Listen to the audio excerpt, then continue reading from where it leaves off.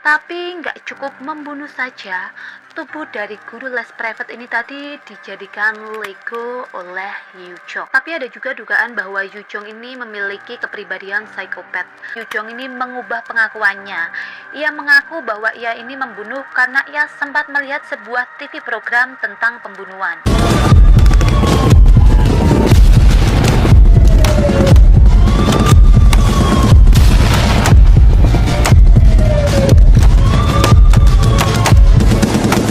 Hai, Assalamualaikum warahmatullahi wabarakatuh. Nama aku Lisa dan selamat datang lagi di channel aku. Gimana kabar kalian? Mental kalian aman kan? Setelah kemarin ada kasus yang bikin kita greget ya, termasuk aku ikut greget. Bahkan kemarin tuh sempat FYP di TikTok aku. Waktu aku buka TikTok aku langsung ngeran, wih, kok 99 plus 99 plus 99 plus.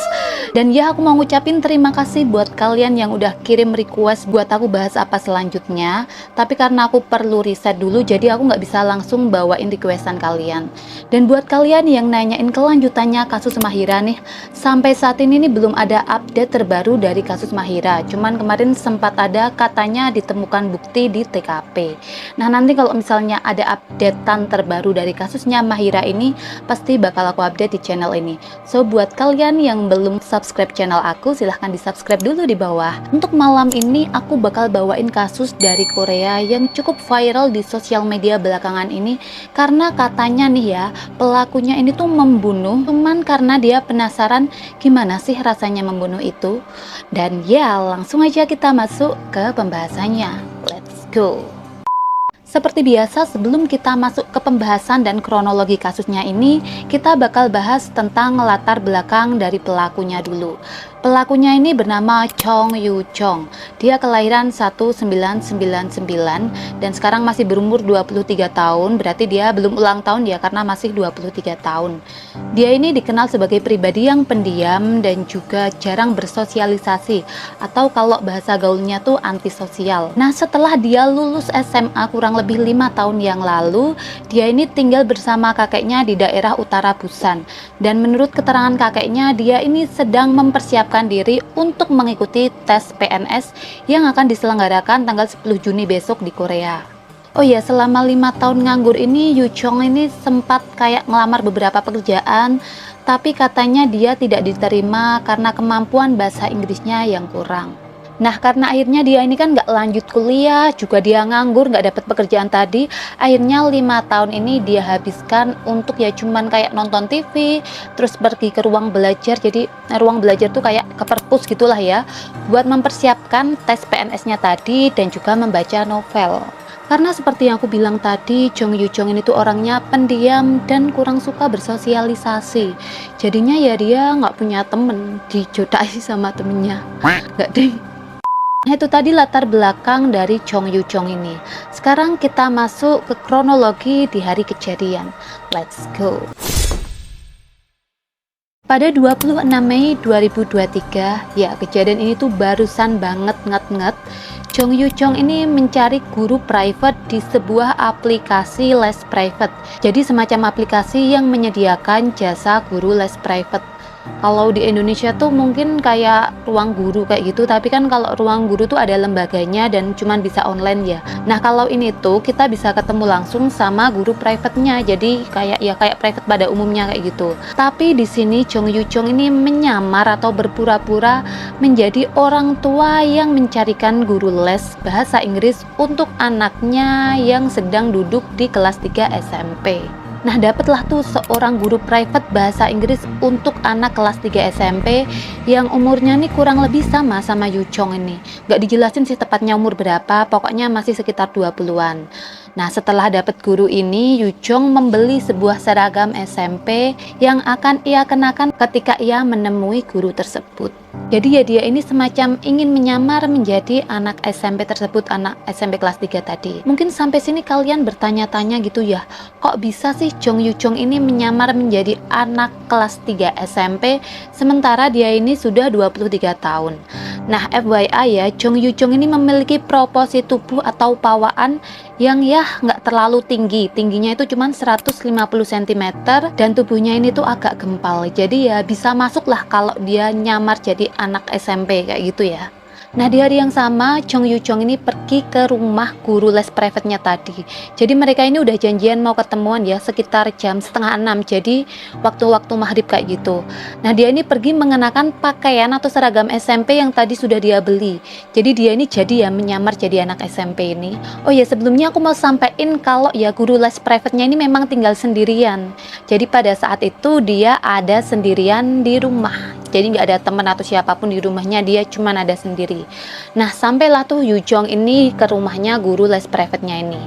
Nah, di rumah guru les private-nya inilah dia akhirnya menyerang guru les private tersebut dengan menggunakan pisau sampai akhirnya guru les private-nya ini pun meninggal. Tapi nggak cukup membunuh saja, tubuh dari guru les private ini tadi dijadikan Lego oleh Yu-jong. Yu-jong ini juga sempat pulang dari rumah guru private tadi atau korbannya itu pukul 22.00 dan tiba di rumahnya pukul 22.30 atau setengah 11 malam. Nah, habis itu dia keluar lagi dengan membawa sebuah koper pada pukul setengah 1 malam untuk kembali ke rumahnya guru les private tadi. Dan FYI, waktu Yu-jong ini dari rumahnya menuju ke rumah guru les private dengan membawa koper itu, dia ini sempat tertangkap CCTV. Seperti yang kita tahu ya, di Korea ini di mana-mana ada CCTV. Bahkan di mobil pun ada CCTV ya, di dashboard depannya kayak gitu.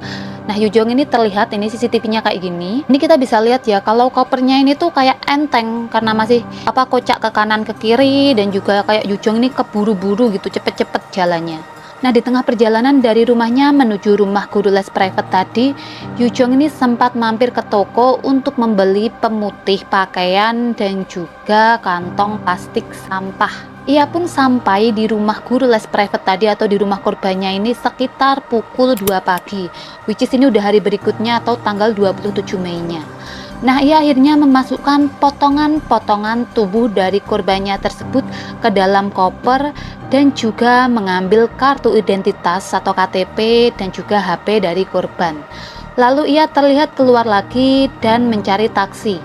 Oh ya, diketahui ya, waktu dia sebelum nyari taksi ini dia sempat berganti pakaian dengan pakaian yang ada di lemari korban. Dan lagi-lagi waktu dia ini nyari taksi, dia ini sempat ketangkap kamera. Jadi di sini kita bisa lihat ya, kopernya ini sudah nampak kayak berat dan juga pakaian dari Yu-jong ini sudah berganti dengan pakaian yang lain, which is itu tuh pakaiannya korban. Nah, setelah dia dapat taksi ini, dia minta diantarkan ke Nakdonggang atau Sungai Nakdong yang terletak di Yangsan. Jadi ini masih deket-deket Busan. Dan di sanalah ia membuang koper yang berisi tubuh, kartu identitas dan juga HP dari korban. Tapi pada saat itu ternyata supir taksi yang tadi nganterin dia ini curiga karena melihat bercak darah di koper yang dibawa oleh Yu-jong ini. Apalagi dia minta diantarkan ke sungai yang ya bisa dibilang ya lokasinya ini tuh gelap di pagi buta kayak gitu. Ya ngapain gak sih jam segitu minta diantar ke sungai yang gelap bawa koper yang ada bercak darahnya? Kan mencurigakan banget. Akhirnya si sopir taksi ini pun membuat laporan ke kepolisian terdekat pada pukul 01.30. Jadi ya habis nganterin Yu-jong, dia langsung bikin laporan ke kepolisian. Dan Yu-jong pun ditangkap di pagi harinya pada pukul 06.00. Akhirnya kepolisian pun menemukan koper yang berisi sebagian tubuh dari korban, yang juga ada tadi KTP dan HP-nya, dan sebagian tubuh lainnya ditemukan di rumah korban. Jadi ternyata yang dimasukin ke koper itu cuman sebagian tubuhnya aja, sementara sebagian tubuh lainnya masih ada di rumah korban. Polisi ini menduga bahwa Yu-jong berencana untuk mengecoh polisi dengan menyembunyikan KTP dan juga HP dari korban tadi, biar seolah-olah korban ini tuh cuman kayak pergi sendiri atau kabur dari rumah. Dan seperti yang kita tahu ya, korban ini kan tinggal sendirian, jadinya ya mungkin orang-orang nggak terlalu khawatir karena ya mungkin orang-orang mikirnya itu korban ini tuh pergi sendirian kemana, lagi pengen sendiri atau gimana. Makanya Yu-jong ini menyembunyikan KTP dan juga HP dari si korbannya. Nah, Yu-jong ini juga sempat mengaku terjadi cekcok antara Yu-jong dan juga korban ketika private berlangsung. Jadi bisa dibilang biar seolah-olah ini tuh pembunuhan yang tidak disengaja atau pembunuhan yang terjadi secara tiba-tiba. Karena seperti yang kita tahu ya, hukuman untuk pembunuhan berencana dengan pembunuhan yang terjadi secara spontan gitulah bisa dibilang, itu tuh hukumannya kan berbeda. Nah, Yu Jong ini pengen membuat seolah-olah ini tuh pembunuhannya tuh nggak direncana kayak gitu. Jadi ya akhirnya Yu Jong ini mengarang cerita tadi bilang kalau mereka cekcok dan lain sebagainya. Tapi kan polisi ya nggak hilang akal ya, polisi ini kan juga menelusuri kayak riwayat telepon, terus juga riwayat pencarian internet dari tersangkanya ini. Dan ternyata polisi menemukan bahwa 3 bulan sebelum kejadian, Yu Jong ini sempat searching-searching mengenai hal yang berhubungan dengan pembunuhan. Selain itu diduga bahwa Yu Jong ini sering membaca novel-novel pembunuhan ketika tadi seperti yang aku bilang dia ada di ruang belajar atau di perpustakaan. Nah, pada tanggal 31 Juni 2023, Yu Jong ini mengubah pengakuannya.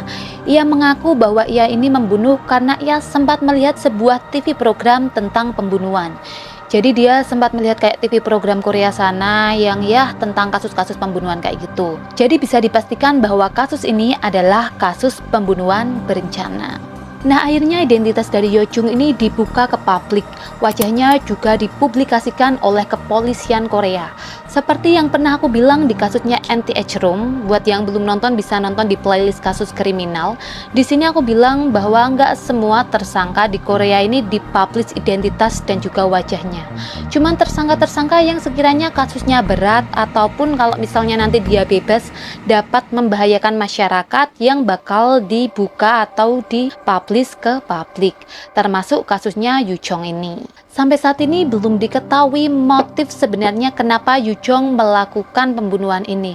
Tapi para ahli menduga bahwa Yu Jong ini memiliki rasa insecure terhadap dirinya yang tidak memiliki kemampuan berbahasa Inggris.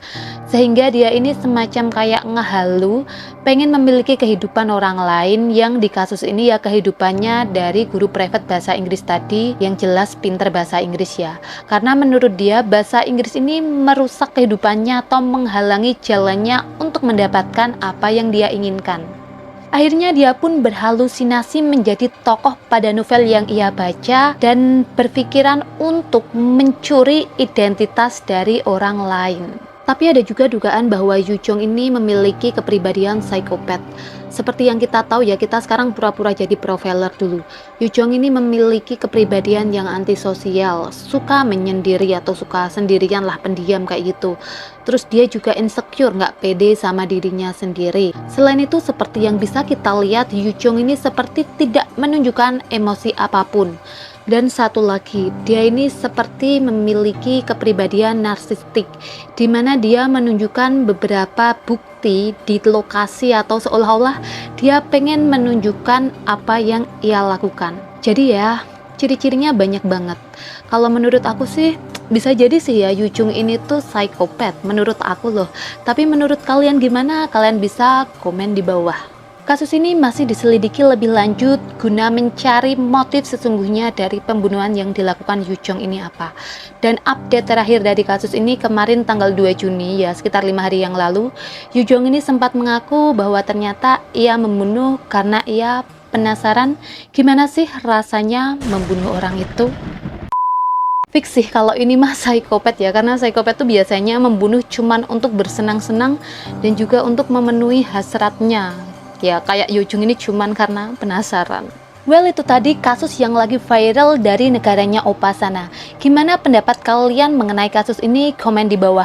Dan aku juga pengen ngasih tahu ke kalian ya, nyampein ke kalian kalau kalian denger cerita-cerita ataupun hal-hal yang aku bawain di channel ini, terlebih ya kalau misalnya itu pembahasan tentang kriminal, jangan sampai kalian kepikiran untuk menirukannya.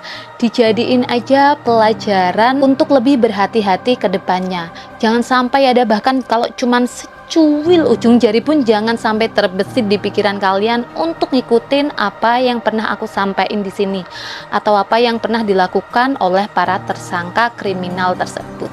Kalau sampai kalian ngikutin, wow. So ya segitu dulu dari aku. Makasih udah nonton video ini sampai selesai. Dan buat kalian yang belum subscribe channel aku, ayo di subscribe dulu di bawah biar kalian gak ketinggalan video-video terbaru dari channel aku. See you at the next video. Thank you very terima kasih. Assalamualaikum. Bye. Bye bye. 126끝